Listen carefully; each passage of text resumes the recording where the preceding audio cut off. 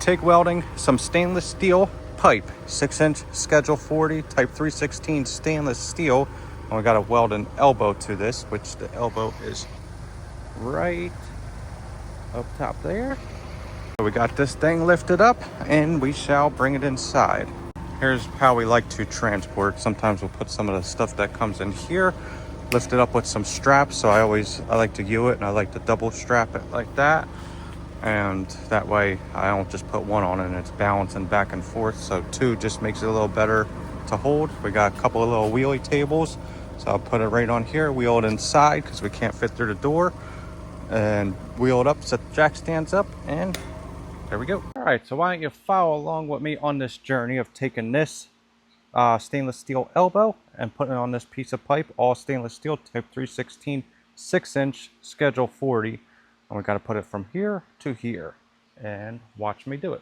I already washed this thing with oakite and clean that up. This is all right now. It's all going to get buried, so it doesn't matter how clean it is, but I got to bevel this piece. We got to put on some jack stands, so we'll start off by doing that. So we shall walk over here and grab 2 jack stands and bring them over there. I forgot, since it's 6-inch schedule 40, it's a little heavier, so I got this one that'll make it a little easier to roll around instead of just putting it on this. Makes it a little easier. So put jack stand up there, one up there, got it positioned where I want, out of the way, so people can drive a forklift in and out if they want, but hopefully it'll be done today. And put these jack stands up, and we'll take a level and level that out. Wojnarski is back again, welding fabrication video for you guys. Today is August 26th, 2025, and the weather forecast in Dunedin, Florida is about 86 degrees, partly cloudy, partly rainy the last couple of days. So it's not too hot, but it's going to get humid probably in a couple of days, so enjoy it while we can. Another thing, before you put it on your jack stands, figure out which end you want to put your pipe on that's closer to your welder and set it up over there. These are both factory ends, so it doesn't matter, but if you had a cut end and you wanted to use it over there, better to turn it around beforehand and realize that afterwards. So setting up the jack stands right now, and see how I got that table right there, a wheelie table. I can wheel it right in place, set the jack stands right under it, lift it right up, makes it a little convenient. You can spin it around where you want, then just bring it right off, put it back on. Don't need the forklift. Now make sure you level it out pretty good, and make sure there's no dirt or anything on it too, and that should be good. Set up, level, and got it on these rollers. These are a little adjustable. We just made it though, so we could spin this a little easier. Now I'm going to bevel it, and then I'll just double check the level again after I bevel it, because I'm going to be spinning it. So we'll start with that. So to bevel it, I'll show you what I would usually use. Usually use a hard rock, one of these black wheels, and instead of that, I found something new somewhat recently. Purge, not sponsored, Purge CC Grind Robust. And these things are awesome. This will grind this thing in probably a quarter of the time. These are a little more expensive. They're like $5 a piece on Amazon, like 50 bucks for like 10 of them or something. But I'm finding them well worth it. They're a time saver, and I'm liking them. Most of it with that, and then I'll just hit it with a regular flap disc afterwards, 60 or 80 grit, and it should be pretty good. After that, I like to take one of these wheels and clean it up afterwards and leave a little line and some coating on that and make it nice and fresh, and I'll show you when we're done.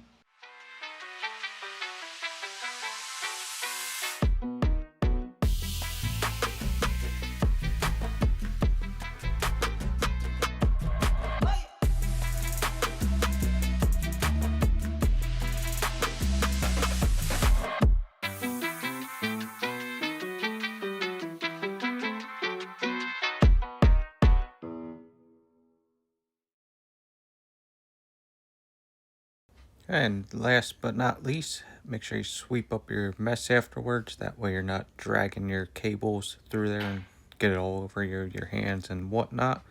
Little leaf blower and good to go. Alright, so I think we're pretty much ready to start fitting up and tacking it, but we got nice bevel on it. Almost like a 16th inch of a land to like a 32nd. I don't know how well you could see that. And I clean up the outside like this with that wheel. Just makes it look good, and when you wire brush it, it just blends it good. And I think it helps that cap pass go on a little bit better. And I try to do it with the elbows sometimes, but the elbows don't, it's a little harder to get it, but I okayed that beforehand. And I acetone wiped everything afterwards, my filler wires, some of them, and just shows you how dirty some brand new filler wire is. Now, double check my level. Got my ground on. This is a good thing for a ground if you ever need to ground round pipe. Take an old welding lead or something, copper, strip it, and you can just wrap it around, and you got all those little contact points. That was a shout out to Jody Collier, Welding Tips and Tricks. But now I got to put this on. So it's a little hard to hold it. So what I'm going to do is take this C-channel, clamp it to the bottom, probably like right about there-ish. Then I could set that elbow on top. It might take two people. Set it on top, and it's a lot easier to fit it up because it's just resting on it. You don't got to hold that whole weight up. So we'll get going for that.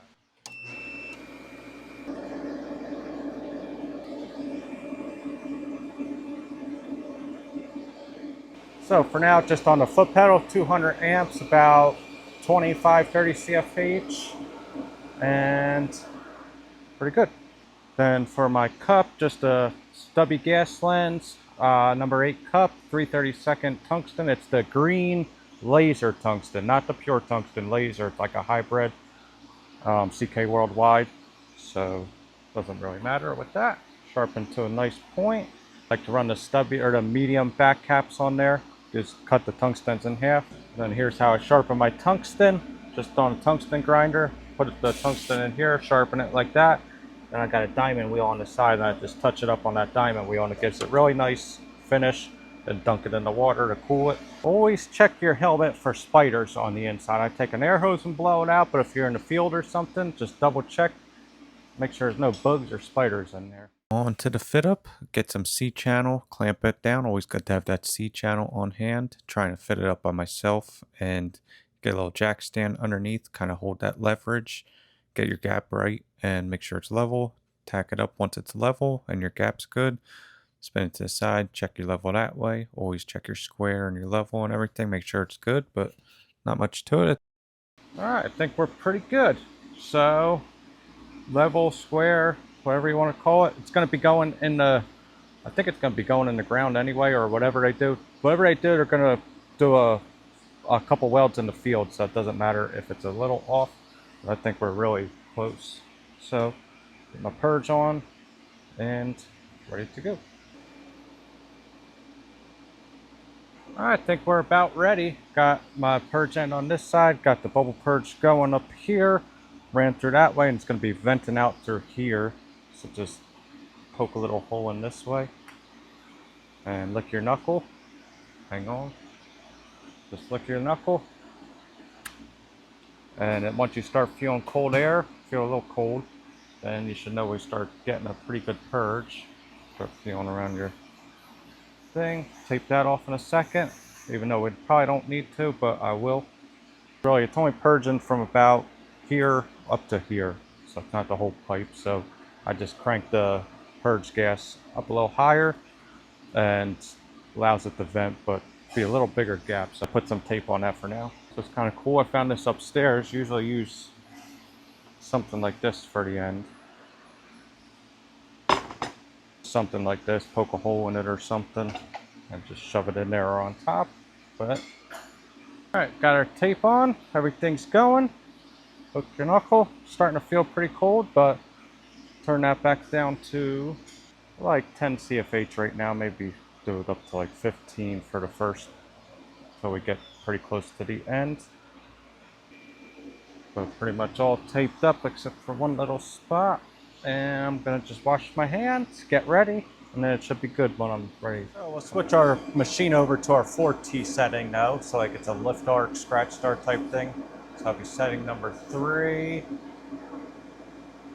4T, and high frequency. So we got about 150 amps. I'm gonna crank it down to about maybe like, man, my battery died, so now I had to plug it in up to you onto the phone. So anyway, scratch start setting number 3 is my 4T setting, so it's on 4T, and then about 110 amps. I'm not sure, it's been a while since I've done 6-inch, so I might have to bump it up from there. And high frequency TIG, and pretty good. So I'll show you my other settings on this. So sorry about that. Go through this. You're on a tripod, that's why it's moving a little. So downslope would be 4 seconds. End amps is 5. Post flow is 10 seconds. Pre-flow is 3 seconds. Start amps is 10, so it starts at 10. Upslope is 4 seconds, so 10 takes 4 seconds to ramp up to the 110 amps. And then you click the button again, and it takes 4 seconds to get down to 5 amps, end amps. And you can set your seconds and amps and stuff. That's why I set it to. Helps with crater fill and just ramp up and ramp down. So setting I like. Been about a month since I filmed this, so I kind of forget. And I think I'm missing a little bit of footage here. I'm not really sure, but this is the root pass right here, and we're just going at it. I forget what amperage I was set at, maybe about 90, give or take. But make sure you grind your starts and stops or feather them with like a file or something, if it's going to be important like this, and especially if you're purging it and stuff. But anyway, I like to quarter it out like 3, 6, 9, and 12. Do 4 quarters if I can, and just grind it with a file or a grinding wheel, and I'll show you in a second, and just slowly go at it. And yeah. Okay, so my whole charging phone got messed up. I can't put my microphone back in and charge that at the same time, I don't think. So it might be a little loud, so hopefully it's not, but I don't know how much I got of all this, if it got it. Got a good root pass in. Not the prettiest, but I think it went in pretty good. Make sure you grind your starts and stops when you do that. I use a grinding wheel on a drill. I come back sometimes with the thing and just brush the color up. I use this thing to clean the ends of the wire after, so you don't get no burntness on there or whatever, oxidation, contamination. File if you need it. Wire brush, make sure you're using stainless steel wire brush designated for stainless steel. And same thing with your grinding disc and your wheels, and make sure you match your wire with whatever your thing calls out for, but 316 pipe to 316 wire. If you're using or 308 or 304 stainless steel, you want to use 308 or whatever your procedure calls out for. Same thing with your root pass and everything. Some people might want an 1/8 inch gap, some people might want a 1/16 gap, or even bigger or smaller. So just got to do whatever your procedure calls out to. But this was about 32nd-ish to an 1/8. So I think we're good. Get some more passes. Double check your purge. Make sure that's always good. Always do that whenever you're going throughout the thing. Now it should be good from now on. Go turn down my regulator a little bit. But it looks like another 2 or 3 passes I could get in there. If I use 532 wire, which I've been using lately, I could maybe get it in 2 to 3 passes more. So we shall see. I was going to try to get you some up close arc shots again, but we'll see. I'm not sure if I'll be able to or not. I'm only at like 3% battery life, and this cord's a pain, keeps on cutting in and out.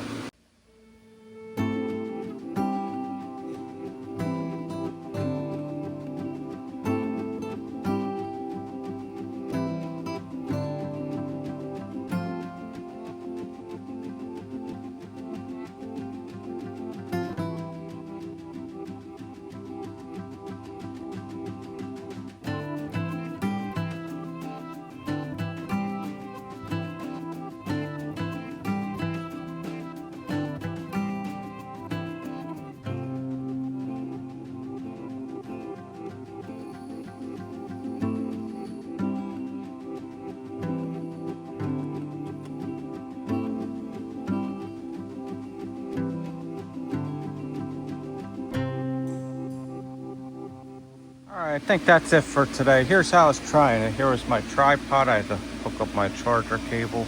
All right, every time I try taking my phone away from the cord or unplugging it, it just dies. I got like 1 to 2% battery life left. And anyway, this is how I was trying to do it. Record it like this on the tripod and zoom in like that on the arc shot. But I was getting a reflection. See behind me, the reflection. back there. Then I had to bring that, what you call it, curtain thing over to block that, and it worked all right, but still got a little bright, and still just haven't figured it out yet. But did one route, 2 passes, and now I got one more cap to do, but that's that. And we're just slightly below flush, so hopefully we'll come back tomorrow. It's the end of the day. Started this a little later, so we'll come back tomorrow, brush it off really fast, come back tomorrow and just do that cap pass. But maybe I might use the decapower over there to try this. We'll see. And I keep dropping my lens. I don't know how people get this. I've just seen a video and the guy was like holding it like this, but I think you have to get your zoom right. Like, you can't just set it up. I don't know. If anybody got the answer to it, let me know. I feel like I'm ruining all the other stuff. I could have time-lapsed you or something and just got you a little thing back here, and it would have been a little more interesting than me trying to do some failure up-close stuff. But practice makes perfect. Hopefully my audio was somewhat okay. We'll try salvaging this video tomorrow, come back with a full charge. Forgot to charge it last night, that's why. And we'll be back tomorrow, and just got to put a cap pass on this. That was our from yesterday, a little below flush, so maybe a 532 wire might fill that up pretty good. And we're gonna try out the decapower today. Put it to the test. It's not like the best TIG welder, but let's see if it will handle this. Multi-process welder TIG welding review. It's the decapower PMC 205BV. And today we're going to test out the TIG welding function on this for doing a cap pass on this stainless steel type 316 schedule 40 pipe. Enough talking, I think we can get to it.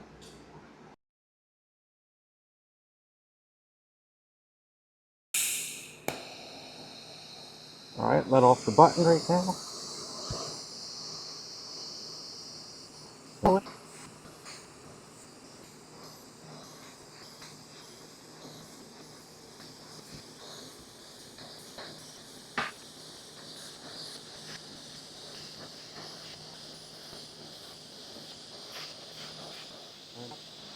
I'm getting ready to stop it right now, so try to get comfortable up to that button. You can even snap out of this if you want, but get up to that button, hit it, hold that post flow there, and there you go. And then you can bump your post flow again if you need to, but not bad. I do wish the post works perfectly fine for that, but for stainless steel and stuff like this, I wish you could put the post flow a little longer than 5 seconds, but that's perfectly not a huge deal. And that was actually going pretty good. I'll show you right here. Not too bad. It could be, I don't know if it's a little hot or not, but I'm pretty happy with that. Now, if you had a gas lens on that, your color would be a little better, but I think we're doing pretty good. A little spin. I want to apologize. This video's like 3 videos in one, and I'm trying to edit it a little bit And we'll in go for more. like segments on and off, so it's a little inconsistent and probably not as good, so sorry about that.